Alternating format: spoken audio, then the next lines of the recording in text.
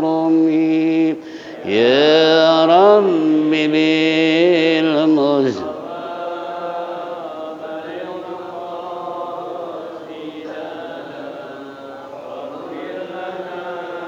ما مدى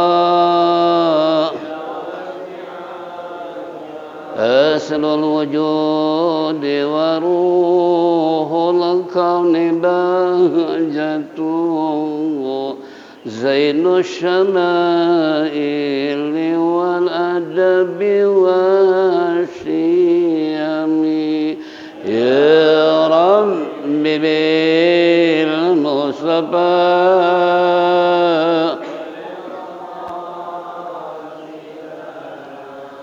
واغفر لنا ما مضى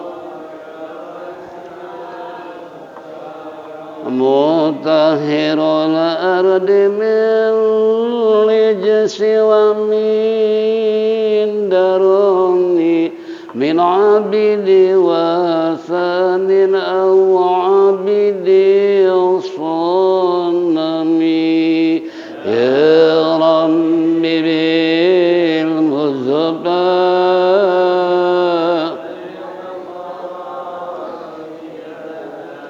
واغفر لنا ما مضى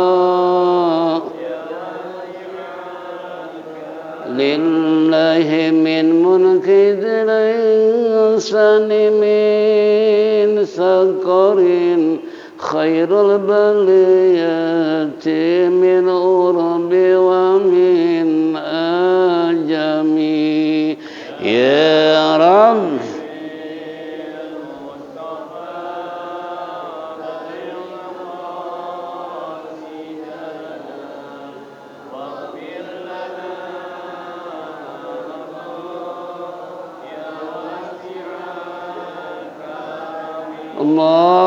اللهم صل وسلم وبارك عليه بسم الله الحمد لله رب العالمين والصلاة والسلام على أشرف المرسلين سيدنا وشفيعنا ومولانا محمد وعلى آله وصحبه أجمعين أما بعد فإن أصدق الكتاب الله خير الهدي هدي سيدنا محمد صلى الله عليه وسلم وشر الأمور محدثاتها وكل محدثة بدعة وكل بدعة ضلالة وكل ضلالة في النار وقال المصنف رحمه الله تعالى وآدم النفع به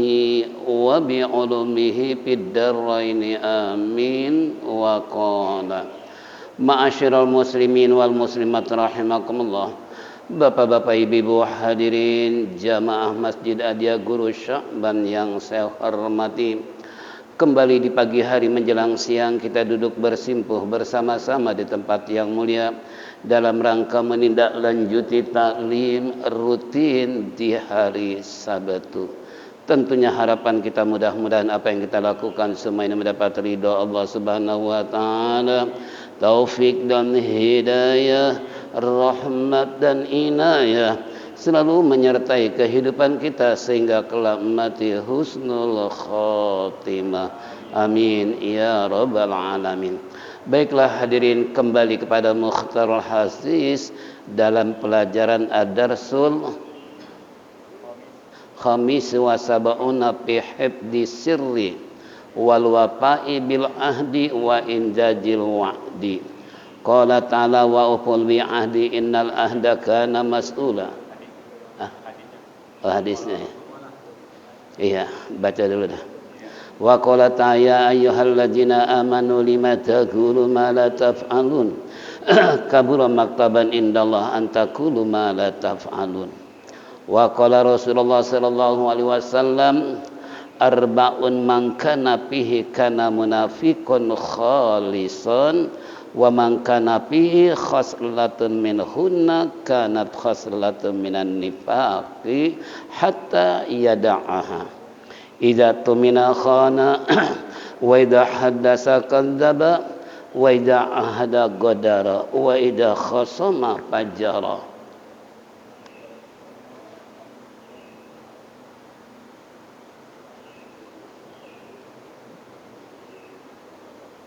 Gitu ya. Iya. Bela dari ayat yang menjelaskan pelajaran yang ke-78 5 tentang menjaga rahasia, memenuhi janji, melaksanakan janji berdasarkan firman Allah, tepatilah janji, sesungguhnya janji kelak akan ditanya oleh Allah Subhanahu wa taala. Dan Allah berfirman, ya ayyuhalladzina amanu lima taqulu ma la taf'alun.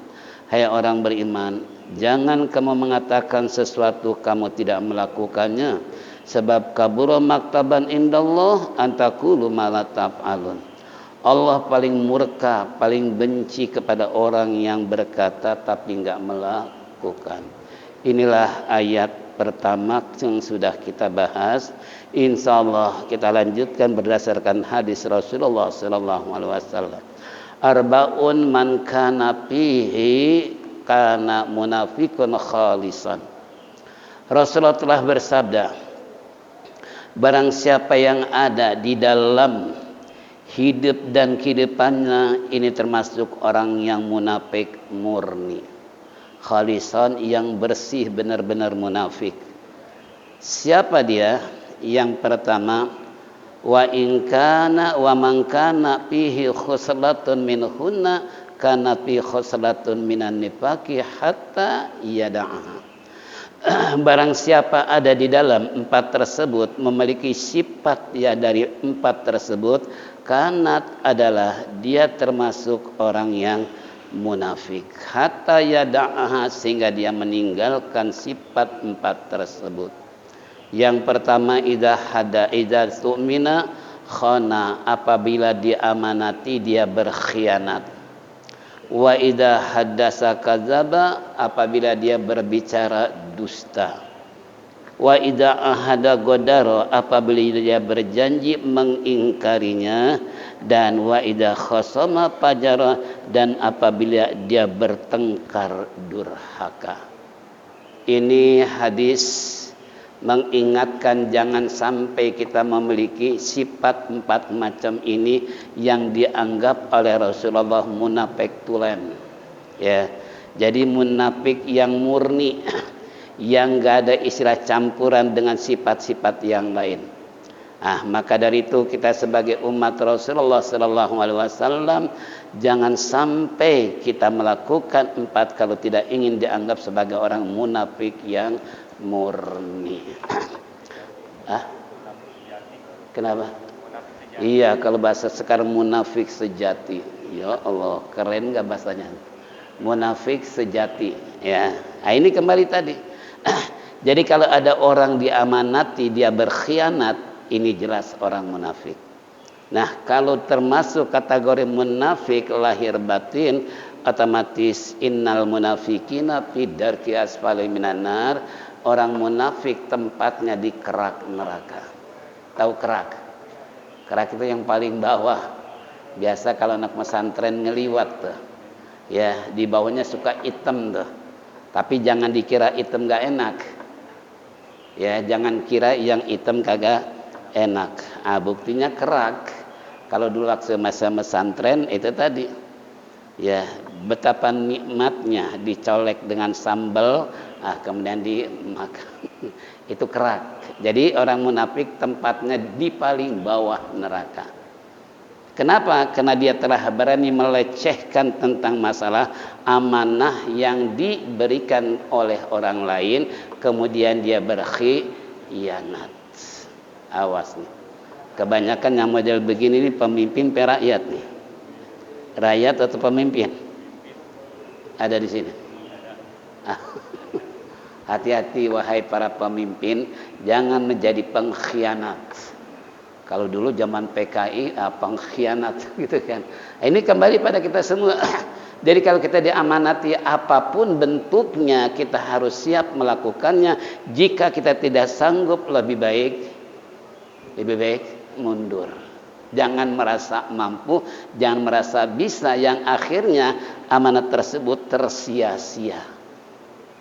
Ya, tinggal program, tapi realita berbicara nihil, enggak ada kerjanya. Ini contoh, dia amanati sedemikian rupa, kemudian dia berkhianat. Nah ini na'udzubillah min dari rakyat berusaha maksimal memilih dengan berbagai macam cara, ya, yang akhirnya setelah jadi ternyata mengkhianati rakyatnya. Itu na'udzubillah min dzalik. Nih, ini yang namanya munafik murni alias munafik tulen. Ya, jadi nggak ada keraguan lagi nih sifat munafiknya nih. Kalau ada yang begini nih. Yang kedua, wa idza haddasa kadzdzaba. Apabila dia berbicara dusta. Dimanapun dia ngomong, dimanapun dia berbicara, tidak ada kecuali selalu bohong dan bohong. Kalau bahasa sekarang hoak. Hoak sama nggak dengan bohong? Keren. Iya. Nah ini tadi. Jadi siapapun orangnya kalau udah berbicara bohong, dusta, makanya Allah mengingatkan di sana apa yang ja'aka, ya. Ini berdasarkan firman Allah Subhanahu wa ta'ala, fasikun binaba'in fatabayyana. Apabila datang seseorang kepada kamu membawa berita, itu jangan langsung diterima. Seharusnya diapain dulu? Difilter dulu, disaring dulu, dipikirin. Jangan sampai begitu berita kepada kita langsung diekspos, viral lagi. Nah ini betapa besarnya dosa kalau orang seandainya menyampaikan berita tapi hoak alias dusta, berkembang ke sekian puluh ribu juta orang baca semua, padahal itu dusta. Ini yang namanya munafik tulen. Hati-hati. Medsos ternyata bisa menghantarkan hal yang positif, bisa menghantarkan hal yang negatif. Tapi banyakan ngerasain nggak? Itu kalau ngerasain syukur deh. Berarti besok jangan megang setan gepeng. Ini kembali pada kita semua. Jadi Al-Fakir mengingatkan ya. Nah berapa banyak orang-orang yang begitu beraninya dia berdusta, apalagi jangankan terhadap Allah, terhadap baginda Nabi kita Muhammad sallallahu alaihi wasallam. Masih banyak mereka mengaku pencinta Nabi, mahabbah kepada Nabi, umat Rasulullah, tapi perbuatan Nabi nggak pernah sama nggak? Kan banyak sekarang para pencinta lagi bulan Maulid, di mana-mana Maulid ceramah dari malam sampai pagi, dari pagi sampai malam terus menerus. Sejauh mana peringatan Maulid dalam membentuk watak, karakter atau sifat atau adab umat Rasulullah SAW sesuai yang kita inginkan dan Allah inginkan dalam Al-Quran. Laqad kana lakum fi rasulillahi uswatun hasanah.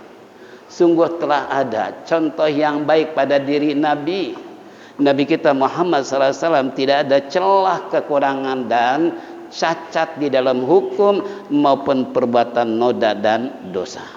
Itu oleh Allah diperintahkan kita untuk mengikuti kebaikan yang telah dikudwahkan, dicontohkan oleh Nabi. Tapi malah kebalikannya, bukan mencontoh pada Nabi, malah justru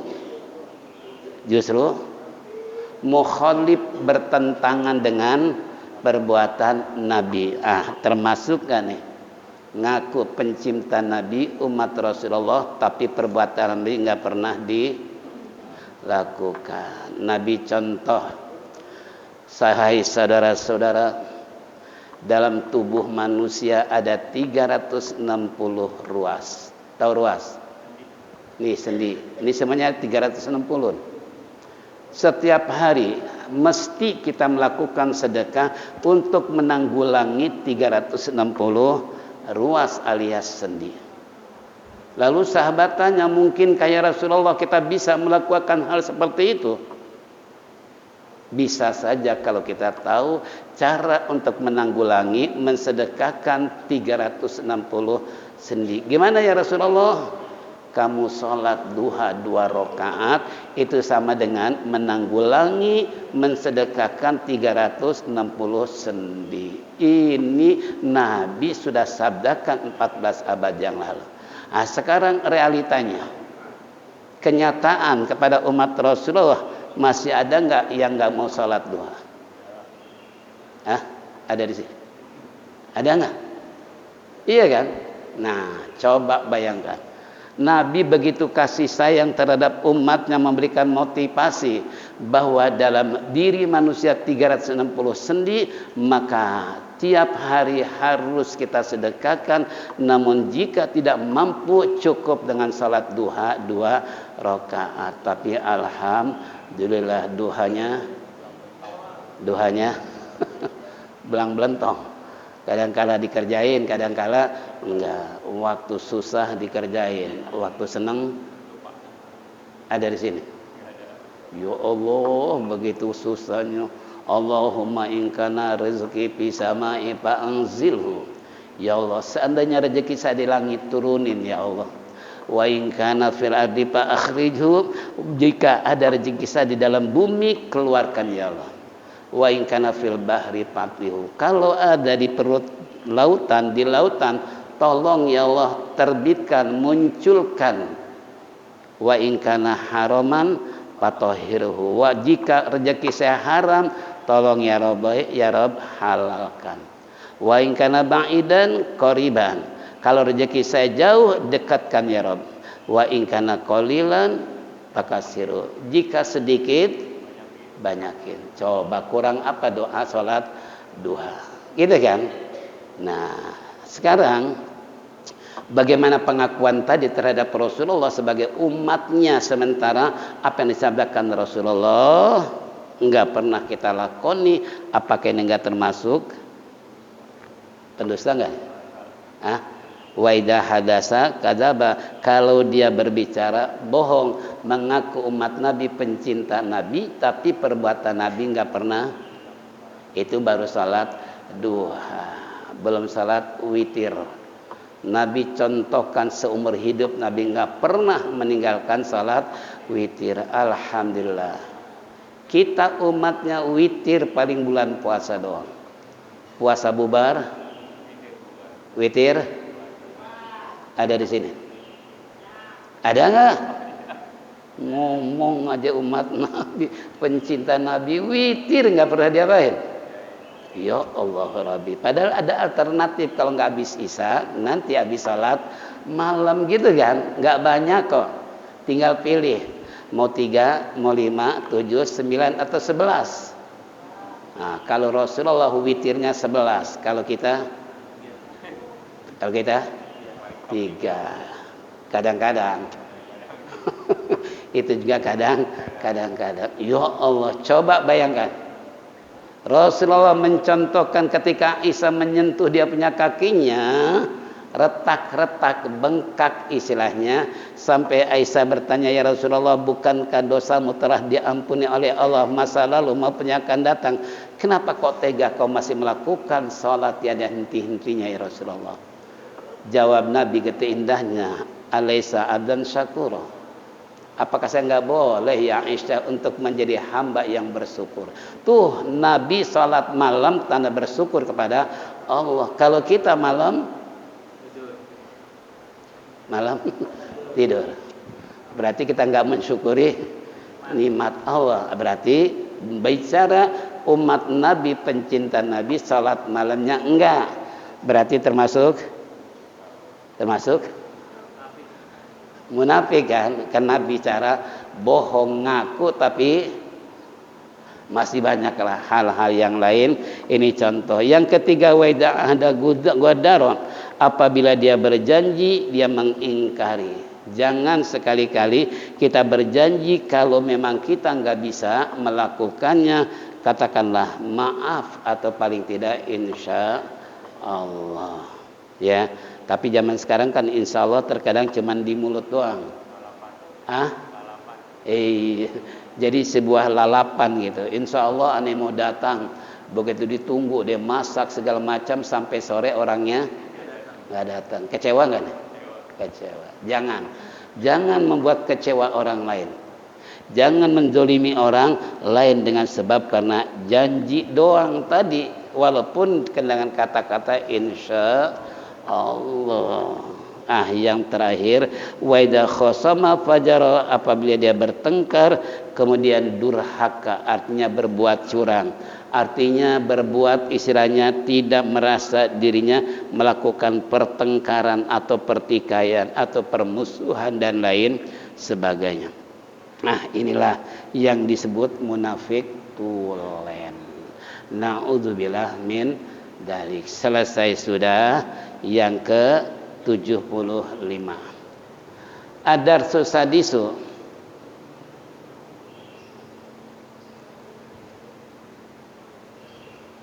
Ad-darsu sadisu wa sab'una fi hifdzil lisan.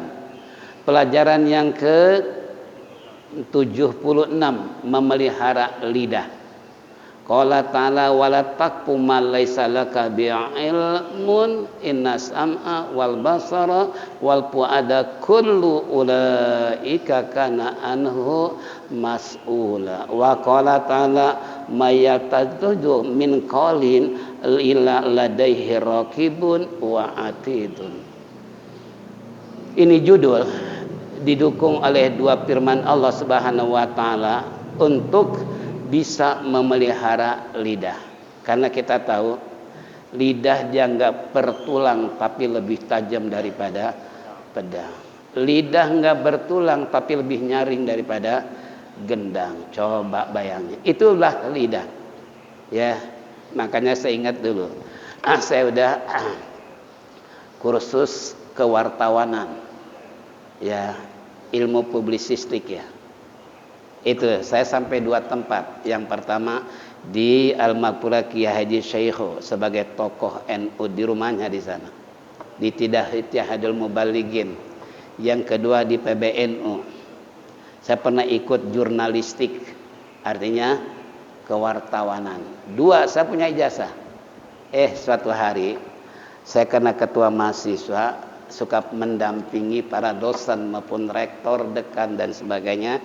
Suatu saat ini saya membawa tas dosen saya orang Betawi, orang Nabang asli ya, yang namanya Dr. Haidir Fadil. Dia wartawan. Begitu ngobrol sambil jalan sampai di motornya dulu Honda 90. Iya kan? Honda 90. Kemudian dia sambil ngikat tasnya di motor, dia bilang begini.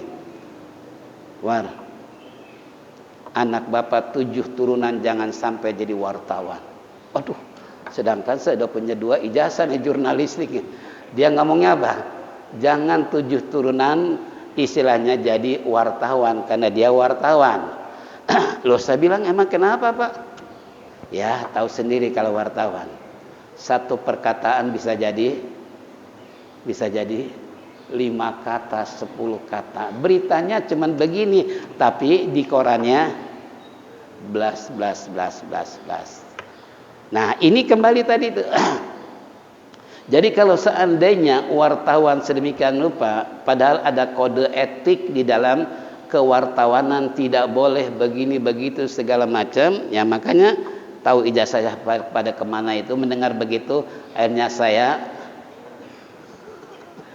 suka meliput dan suka istilahnya mewawancari orang dan lain sebagainya, mencari informasi. Ya tadi dia memberikan komentar cuman istilahnya sekian kata, tapi di korannya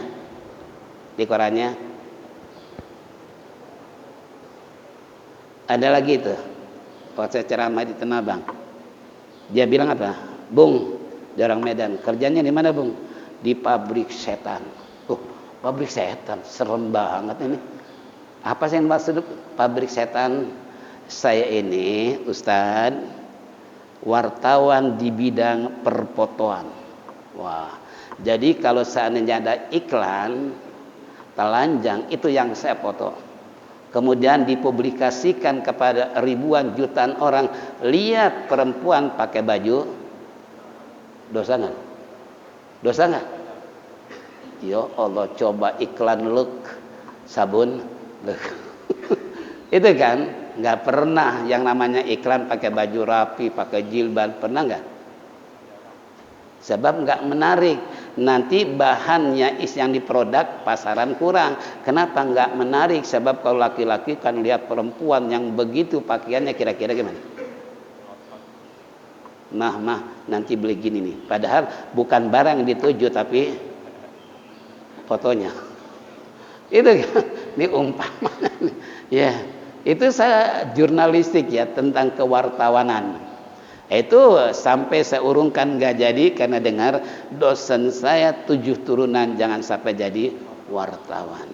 Nah, ini contoh. Ada wartawan gak? Kalau Pak Keli dulu mantan. Pak Keli mantan wartawan dia. Makanya fotonya foto zaman Pak Harto.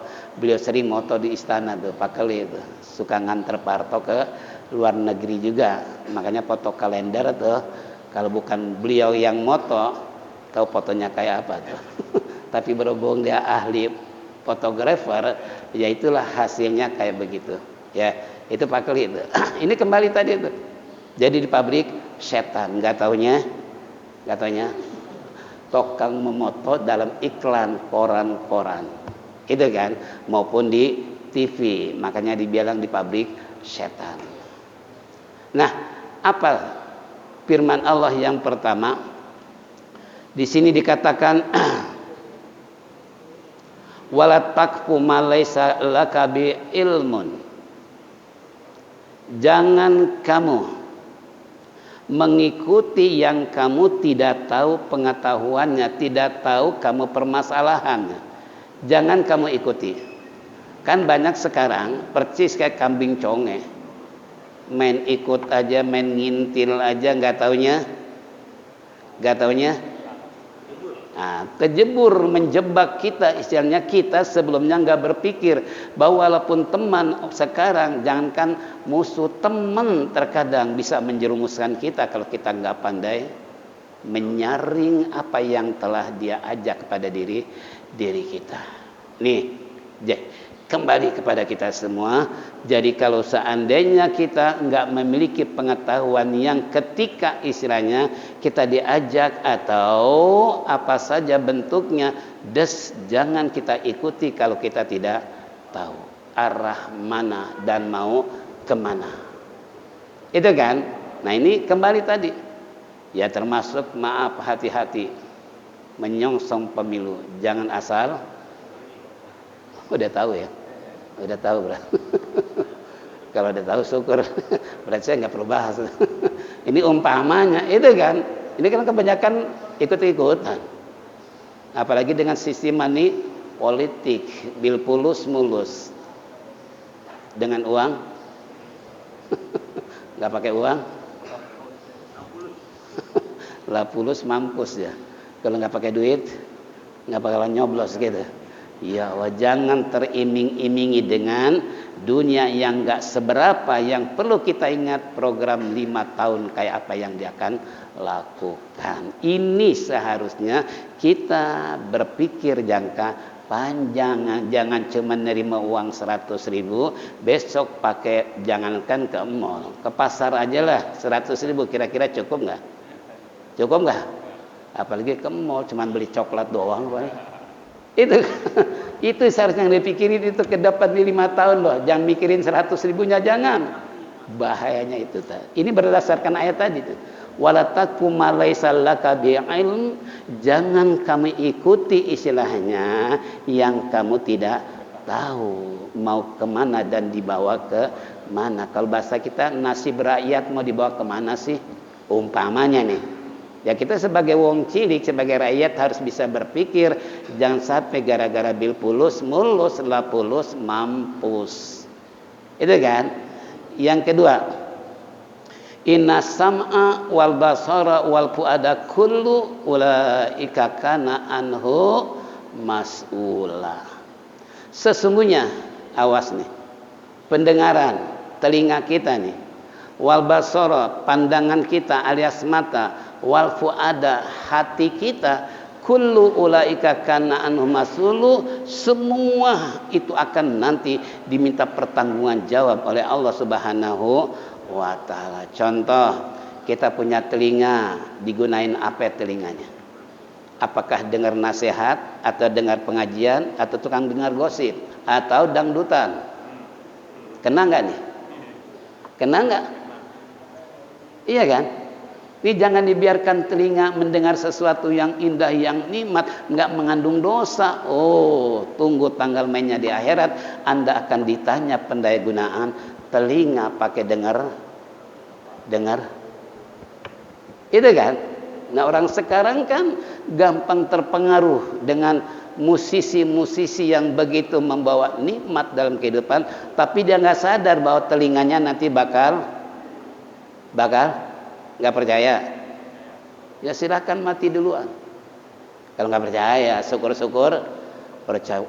Ngeri juga ya dengar ayat begini nih, bahwa telinga kita bakal ditanya. Enggak dibiarkan oleh Allah, bakal ditanya telinga kita. Apalagi Allah mengatakan walaqad zarra'na li jahannama katsiran minal jinni wal insi lahum qulubun la yafqahuna biha walahum yasma'una biha walahum a'yunun la yubsiruna biha ulaika kal an'am bal hum adallu ulaika humul ghafilun. Ini enggak tanggung-tanggung. Allah janjikan apa? Walaqad. Ini lam litahqiq kemasukan huruf qad. Kalau bahasa kita, sungguh benar-benar kata Allah, saya udah siapkan neraka jahanam. Coba. Janji Allah bukan nih? Kalau janji Allah pasti enggak? Kalau janji orang?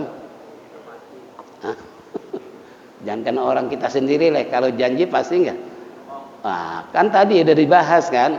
Nah, ini Allah telah menyiapkan sungguh benar-benar neraka jahanam buat jin dan manusia. Siapa dia yang punya pikiran tapi disalah gunakan? Suruh berbuat benar malah kagak benar. Suruh jangan maksiat malah maksiat. Suruh jangan berjudi malah berjudi. Suruh jangan minuman malah minuman. Ini kan minuman terkadang sumbernya gara-gara joget. Kurang pede katanya. Kalau enggak minum, akhirnya kesenggol sedikit, wah berantem di dalam panggung. Astagfirullah, bahayanya apa? Minuman. Kata Allah kan bahwa perjudian dan minuman itu bisa menjadi aduun, bisa jadi musuh buat kamu antara satu dengan yang lain. Memang benar itu. Maaf, tukang joget ada nggak di sini? Kalau nggak sambil minum kira-kira pede nggak? Orang artis aja yang kena narkoba katanya kurang pede kalau enggak pakai narkoba gitu kan. Nah, itu tadi. Nah, ini kembali pada kita semua. Awas tuh. Jadi pikiran, pendengaran, mata, gara-gara 3 organ tubuh yang ada yang mendominasi dalam pekerjaannya, siap-siap neraka jahanam buat nampung orang yang menyalahgunakan pikiran, suruh berbuat benar malah berbuat. Ini kembali ya, suruh pendengarannya dijaga, dipelihara, malah justru ini inna sam'a bakal ditanya nanti.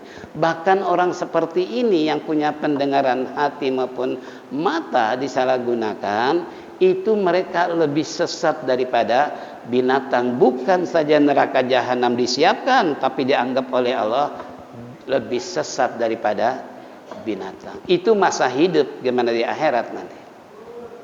Masa hidup di dunia dianggap oleh Allah bukan manusia, karena menyalahgunakan 3 unsur yang ada dalam tubuhnya, pikiran, telinga maupun mata disalahgunakan. Bukan saja maksud neraka jahanam itu adalah di akhirat, tapi maksud percis lebih sesat daripada binatang adalah di dunia. Nah, kalau binatang sesat, kira-kira kalau binatang sesat kira-kira gimana? Nah, wajar ya. Tadi kalau manusia sesat kurang ajar. Bedanya gitu kan. Kalau binatang sesat, infonya wajar karena nggak punya pikiran, nggak punya akal. Nah kalau manusia sesat lebih daripada binatang berarti kan kurang ajar. Kalau bahasa kasarnya gitu kan. Ini contoh. Ini sam'a wal basara, juga penglihatan, hati, semua nanti akan ditanya oleh Allah. Kapan? Nanti di akhirat, tatkala di yaumil hisab. Akan ditanya 3 unsur, itu baru 3 ya. Bagaimana kalau indera yang berapa macam? 5 macam. Itu kan? Di antaranya termasuk tangan. Tangan kena enggak? Nah, sampai Allah katakan al-yauma nakhtimu ala afwahihim wa tukallimuna aydihim wa tashhadu arjuluhum bima kanu yaksibun. Mulut mereka di akhirat dikunci oleh Allah. Pinternya bicara kayak apa? Bersilat lidah, mengeles untuk menghindar dari omongan bohong ataupun jelek, berargumentasi boleh di dunia. Tapi nanti ini mulut dikunci oleh Allah, nggak bisa bicara sama sekali. Loh, lalu yang bicara siapa? Nih kata Allah, al-yauma nakhtimu ala afwahihim wa tukallimuna aydihim, tangan mereka yang berbicara. Tangan sekarang nggak bisa bicara, cuman bisa nyentuh, memegang, itu kan, colak-colek umpamanya. Itu kan tangan. Tapi di akhirat, ini tangan berbicara. Sementara di dunia tangan bungkam seakan-akan nggak bisa bicara. Memang nggak bisa bicara, tapi di akhirat janji Allah dalam Yasin, al-yauma nakhtimu afwahihim wa tukallimuna aydihim wa tashhadu arjuluhum bima kanu. Yang jadi saksi siapa? Kaki. Coba bayangkan. Ini kaki jangan dikira dia nggak bisa jadi saksi di akhirat. Contoh, ketika tangan berkata, ditanya oleh Allah, wahai tangan, apa saja yang kau lakukan ketika kamu hidup di alam dunia? Kata tangan, saya nggak pernah melakukan apa-apa. Lalu kata kaki, ingat enggak lah, di musim mangga itu tetangga sebelah yang naik kan saya, yang ngambil siapa? Nah kira-kira kalau kaki yang jadi saksi ini bohong nggak nih? Sampai ada jamaah saya di Komplek Garuda tuh, ya Kiai gimana saya dulu masa muda kalau habis ngaji tuh di kampung musim rambutan, sebelum ke rumah ngambil rambutan dulu, ngambil mangga. Di saat musim apa saja buah-buahan itu sering kita suka ngambil, ya tujuannya sih iseng, tapi kan bukan iseng, tapi apa? Nyuri. Itu kan. Terus gimana sekarang nih? Kita udah tahu dalil begini. Jadi saya bilang, jadi kalau Rasulullah mengatakan kulullah minabata min haramin pannaru aula bihi, setiap daging tumbuh dari barang haram, neraka yang paling utama. Nah, sekarang bagaimana supaya tubuh kita ini jangan sampai masuk neraka sementara rambutan mangga udah dimakan sekian puluh tahun lamanya? Perlu nggak diganti nih? Perlu ganti nggak nih? Selama kita belum ganti, otomatis tetap kita. Lalu gimana? Ya datang ke pewarisnya, berapa kilo dulu ngambil mangga? Ingat kan? Lah iya, bawa mangga 5 kilo. Pak, maaf Pak, dulu saya masih muda. Seingat saya, ini Bapak kan punya pohon mangga nih. Itu pulang ngaji terkadang saya suka ngambil. Ada kira-kira 5 kilo kali. Tolong diterima, tolong maafkan saya supaya jangan sampai saya nanti di akhirat dituntut gara-gara mangga yang diambil nggak dipo. Ada yang pernah begitu? Ada nggak? Ini orang-orang kampung, orang Jakarta juga nggak beda sih.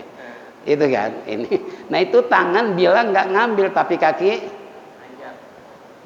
Coba kira-kira gimana? Mulut mau bicara, berontak bicara, nggak bisa dikunci oleh Allah. Coba, ini tangan dia bisa begitu bohongnya, tapi kaki yang melaksanakan kaki nggak pernah mengeles dan nggak pernah berargumentasi, karena sebagai pemanjat pohonnya kata kaki saya, kamu yang matikan gitu. Nah, kira-kira tuh tangan gimana? Setelah kaki berbicara sebagai saksi, kira-kira tangan gimana? Bisa nggak kata tangan, kaki lo jangan banyak ngomong. Bisa nggak begitu? Kalau di dunia bisa kan, kalau di akhirat bisa nggak? Nggak bisa. Nih, hati-hati ya. Nanti bakal ditanya. Yang terakhir, wa qala ta'ala ma yalfizu min qaulin illa ladai raqibun atid. Tidak ada satu ucapan kata, lontaran omongan yang kita ucapkan illa ladaihi raqibun atid, melainkan ditulis oleh malaikat raqib dan atid. Hati-hati nih ngomong. Hati-hati bicara, memang gak bertulang, tapi lebih tajam daripada pedang, lebih nyaring daripada gendang. Itulah lidah. Jangan sampai kita gegabah ngomong seenaknya aja, gak peduli itu perbuatan zalim, menyinggung perasaan, sakit hati, segala macam. Jangan. Ingat, kita harus sadar, ini bakal ditanya nanti apapun yang kita katakan. Nah, berarti di sini kita nggak boleh banyak ngomong. Harus banyak diam. Kata Rasulullah, man kana yu'minu billahi wal yawmil akhir falyakul khairan aw liyasmut. Barang siapa yang beriman pada Allah dan hari akhir, maka hendaklah diam. Kalau nggak bicara yang baik. Kalau nggak bicara yang baik, lebih baik diam aja deh. Kalau bahasa kita non comment. Itu kan untuk menyelamatkan apa? Diri kita. Karena salamatul insan fi hifdzil lisan, selamatnya seseorang tergantung apa? Ya cerita wartawan tadi, dosen saya gitu kan, 7 turunan jangan sampai jadi wartawan. Ya saya udah kursus jurnalistik jadi nggak jadi wartawan. Padahal kalau demo-demo saya sebagai ketua mahasiswa tuh, saya suka jalan sendiri kadang-kala dosen. War hati-hati ya kalau ada yang ngajak bicara dalam hati, loh saya sendiri kok jurnalistik, tahu orang mau bertanya ke arah mana itu pasti wartawan. Kita pun tahu tentang dunia kewartawanan gitu kan. Nah, ini kembali tadi. Jadi kalau seandainya tadi apapun kalimat kata demi kata yang kita ucapkan, jangan merasa bangga kalau itu menyakiti hati orang lain. Jangan merasa hebat kalau membuat gosip orang lain. Jangan merasa hebat kalau kagum dengan diri kita sendiri alias sombong. Na'udzubillah min dzalik. Sebab tadi itu ila ladaihi raqibun atid, melainkan ditulis oleh 2 malaikat raqib dan atid. Begitu catatan semua ada dokumentasi di sisi Allah. Begitu diperiksa ternyata catatan usia balik sampai meninggal dunia berapa tahun. Nah, antara kebaikan dan keburukan diperiksa oleh Allah dan ditimbang semua. Nanti tinggal banyakkan mananya nih, kebaikan atau keburukan, omong kosong atau omong bohong, atau menyakiti orang, atau gosip, atau berzikir kepada Allah. Makanya yang utama sih lebih baik tuh lidah pakai zikir, jangan ngomongin dosanya cukup besar. Wallahu a'lam bishawab. Waktu isyraq telah tiba. Namun yang mudah-mudahan aja nanti kita lanjutkan hadis tentang al-muslim afdalu qalaman salam al-muslim milisani wayadi. Selamatnya orang Islam tergantung pada tangan dan lidah. Ini insya Allah nanti ke depan. Mudah-mudahan Allah panjangkan umur, sehat walafiat, mendengar sama, dijadikan ilmu yang bermanfaat, sehingga kita sadar untuk tidak banyak berbuat baik lidah kita, hati kita, maupun pendengaran dan pandangan kita. Jangan disalahgunakan, sebab nanti bakal ditanya oleh Allah. Inilah kesimpulannya. Mari kita tutup dengan zikir tauhid. Falyatafaddal masykur.